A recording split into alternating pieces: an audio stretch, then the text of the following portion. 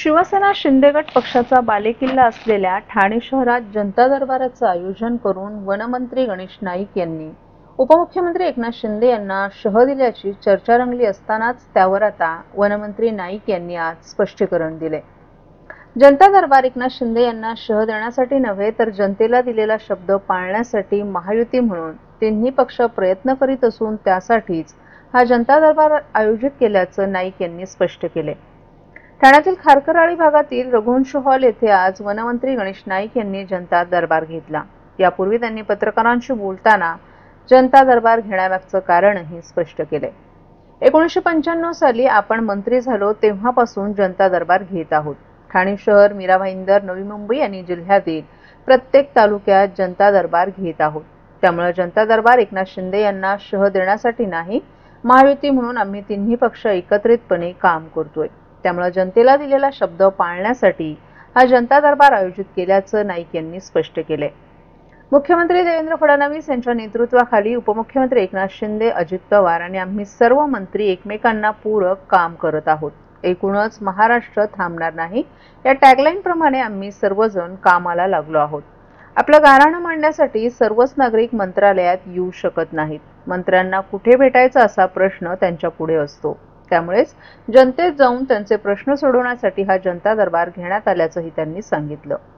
जनता दरबारात निवेदनं स्वीकारली जातील आणि 15 दिवसात त्यावर काय कारवाई झाली याचा आढावा पुढच्या जनता दरबारात घेतला जाईल असंही नाईक यांनी सांगितलं। त्यांचे धाबे दणाणलेत। राज्यव्यापी साप्ताहिक वृत्तपत्र पत्रकार महासंघ आणि धडक कामगार युनियन आयोजित ठाण्यात एकदिवसीय क्रिकेट सामन्यांचं आयोजन करण्यात आलं होतं। यावेळी पत्रकार संघ, महापालिका कर्मचारी संघ, पोलीस संघ आणि डॉक्टर संघांनी सहभाग घेतला। रविवारी 23 फेब्रुवारी रोजी सचिन तेंडुलकर क्रीडा संकुलात या क्रिकेट सामन्यांचं आयोजन करण्यात आलं होतं। यावेळी मान्यवरांच्या उपस्थितीनं क्रिकेट सामन्याला रंगत आली। आमदार संजय केळकर, महाराष्ट्र राज्य पत्रकार संघ कोकण, ठाणे सल्लागार प्रमोद इंगळे, माजी नगरसेवक अमित सरैया, समाजसेवक घनश्याम भुयार, माजी नगरसेवक तथा ठाणे शहर काँग्रेसचे अध्यक्ष विक्रांत चव्हाण, आम आदमी पक्षाचे युवक नेते अमर आमटे, युवा सेनेचे प्रवक्ते राहुल लोंढे, परिवर्तन व महिला बालविकास संस्थेच्या संस्थापक अध्यक्ष सोनिया गिल, ज्येष्ठ क्रिकेट प्रशिक्षक शशी नाईक तसंच धडक कामगार युनियनचे संस्थापक अध्यक्ष तथा मुंबई मित्र आणि वृत्तमित्र समूह संपादक अभिजित राणे यांच्या उपस्थितीत विजेता डॉक्टर संघ, वेदांत हॉस्पिटल यांना प्रथम पारितोषिक देण्यात आलं। राज्यव्यापी साप्ताहिक वृत्तपत्र पत्रकार महासंघ आणि धडक कामगार युनियन यांच्या वतीनं घेण्यात आलेल्या एकदिवसीय क्रिकेट सामन्यात 24 न्यूज मराठी बाणा, VM ट्रॅव्हल्स, बोध entertainment, KK tours, Shivneri, ambulance, Titan Medicity hospital यांचं विशेष सहकार्य लाभलं। तसंच प्रसिद्धी माध्यम म्हणून ठाणे वैभव, जनादेश, आव्हान न्यूज, तरुण आव्हान, स्वराज्य news, Thane live, S9, Maharashtra माझा, ठाणे स्वराज्य, लोकधार, शूर मराठा, शहर वार्ता, मी सुधारक, शब्दमुद्रा आदी प्रसिद्धी माध्यमांचे विशेष सहकार्य लाभलं। यावेळी आयोजक दिनेश शिंदे यांनी सर्व खेळाडू संघांचे, उपस्थित मान्यवरांचे, प्रायोजकांचे, प्रसिद्धी माध्यमांचे विशेष आभार व्यक्त केले। महाराष्ट्रातील भगिनींना आधार देणारी राज्य शासनाची मुख्यमंत्री माझी लाडकी बहीण योजना। या योजनेअंतर्गत अल्प उत्पन्न गटातील 21 ते 65 वयोगटाच्या भगिनींना मिळणार दरमहा 1500 रुपयांची मदत। अर्ज करण्यासाठी 31 ऑगस्ट 2024 पर्यंत मुदतवाढ। कुटुंबाचं वार्षिक उत्पन्न 2.5 लाख रुपयांपेक्षा कमी असलेल्या महिला पात्र। कुटुंबाकडे पिवळं किंवा केशरी रेशन कार्ड असल्यास उत्पन्नाचा दाखला आवश्यक नाही। पांढरं रेशन कार्ड असेल किंवा रेशन कार्ड नसेल तर कुटुंबाचं वार्षिक उत्पन्न 2.5 लाखांपेक्षा कमी असल्याचा दाखला आवश्यक। योजनेसाठीचा ऑनलाईन अर्ज नारी शक्ती दूत ॲपवरून किंवा पोर्टलवर भरता येईल। ज्या भगिनींना ऑनलाईन अर्ज भरता येत नसेल त्यांच्यासाठी अंगणवाडी, ग्रामपंचायत, वॉर्ड ऑफिस, सेतू सुविधा केंद्रामध्ये किंवा आशाताई बचत गटाच्या CRP यांची मदत उपलब्ध। आता आपल्याला अभिमानाने म्हणता येईल, सुखी आणि सुरक्षित आहे माझी लाडकी बहीण।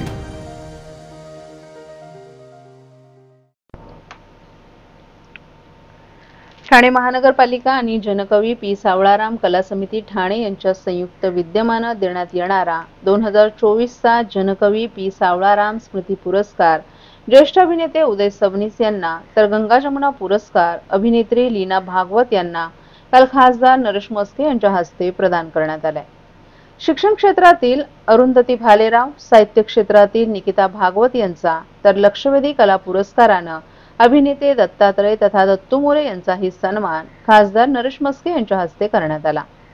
काल सायंकाळी डॉक्टर काशीनाथ घाणेकर नाट्यगृह येथे झालेल्या या सोहळ्यात खासदार नरेश म्हस्के, अतिरिक्त आयुक्त प्रशांत रोडे, उपायुक्त जी गोदेपुरे, पी सावळाराम यांच्या कुटुंबातील उदय पाटील आणि ओमकार पाटील आदीही उपस्थित होते।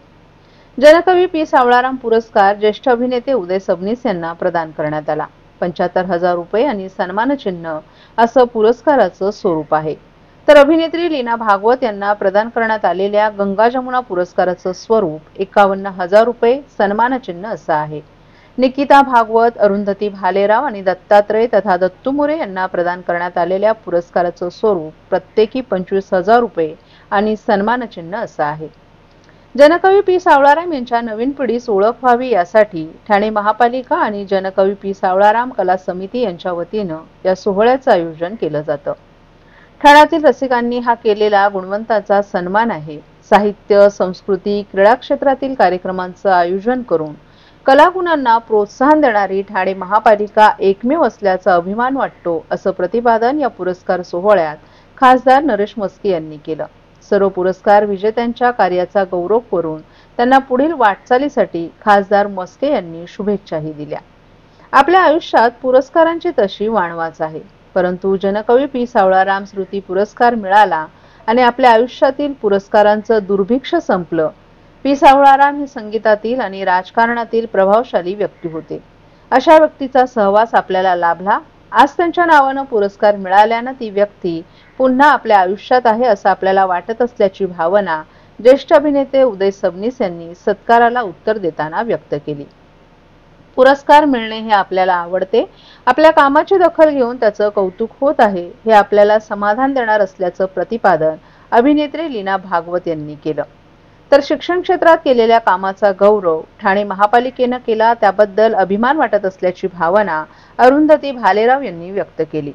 तर लेखन क्षेत्रात करीत असलेल्या कामगिरीला बळ देणारा हा पुरस्कार असल्याचं निकिता भागवत यांनी सांगितलं। दत्तात्रय तथा दत्तू मोरे यांनी या पुरस्कारामुळे मोठी जबाबदारी आली असून त्याचं भान कायम ठेवू असं प्रतिपादन केलं। या सोहळ्याची सुरुवात रंगाई निर्मित जनकवी पी सावळाराम यांच्या गाण्यांच्या सावध हरणी सावध ग या कार्यक्रमानं करण्यात आली। पुरस्कार सोहळा झाल्यानंतर उत्तरार्धही पी सावळाराम यांच्या गीतांनी रंगला।